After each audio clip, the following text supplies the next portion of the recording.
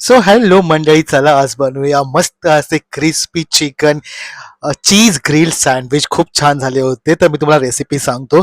मी इथे 250-300 gram boneless chicken घेतलं होतं आणि त्याच्यामध्ये टीस्पून काळी मिरी, त्याच्यानंतर 5-6 लवंगा, तमालपत्र 2 घेतले होते आणि 1 इंच दालचिनीचा तुकडा घेतला होता आणि त्याच्यामध्ये थोडं मीठ टाकलं आणि 4-5 लसणाच्या पाकळ्या ठेचून घेतल्या होत्या आणि त्यामध्ये नंतर पाणी ॲड केलं. ऑलमोस्ट ते डुबेल इतकं पाणी ॲड केलं आणि मस्तपैकी ते 20-25 मिनिटं उकळून घेतलं.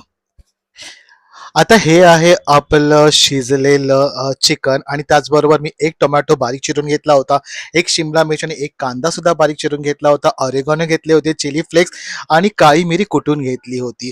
चला तर मग हे जे चिकन आहे ते श्रेडेड करून घेऊया.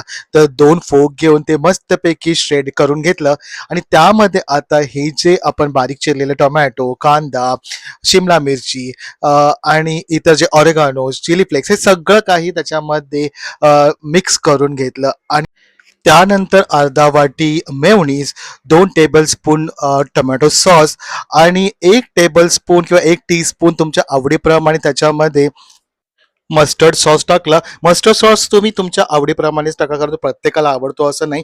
पण ॲटलीस्ट अर्धा टीस्पून तरी टाका आणि हे सगळं जिन्नस मस्तपैकी आपण एक मिक्स करून घेतलं होतं आणि छान सुगंध सुटला होता. मी टेस्ट करून पण पाहिलं आणि सगळं छान होतं, मीठ वगैरे सगळं. त्यानंतर 2 ब्रेड असे गरम करून घेतले आणि त्याच्यामध्ये हे जे आपण मिश्रण तयार केलं होतं ते लावून घेतलं आणि त्याच्यावर छानपैकी चीज श्रेड करून घेतलं. चीज आवर्जून टाका. इथे माझ्याकडे चीज क्यूब होतं, तर तुमच्याकडे मोझरेला असेल तर ते वापरा आणि पॅनमध्ये थोडासा बटर लावून हे दोन्ही सँडविचेस आहेत ते ठेवा आणि छान गरम करून घ्या. पलटून बघा किती छान ग्रिल मार्क आलेत आणि ट्रस्ट मी हे इतके क्रिस्पी झाले होते आणि इतके चवीला झाले होते. एकदा तरी नक्की करून बघा, तुम्हाला नक्कीच आवडतील. तुम्हाला झटपट असं संध्याकाळी काही स्नॅक्स हवं असेल ना, तर हा ऑप्शन खरंच खूप छान आहे. तर आवर्जून ट्राय करा. तुम्हाला बाहेरच्या म्हणजे शॉप्समधल्या सँडविचची गरजच लागणार नाही. त्याच्यापेक्षाही छान अशी चव झाली होती आणि हे डेफिनेटली एक हेल्दी ऑप्शन आहे खाण्यासाठी. तर करून बघा आणि मला सांगा कमेंटमध्ये तुम्हाला कशी वाटली ही रेसिपी.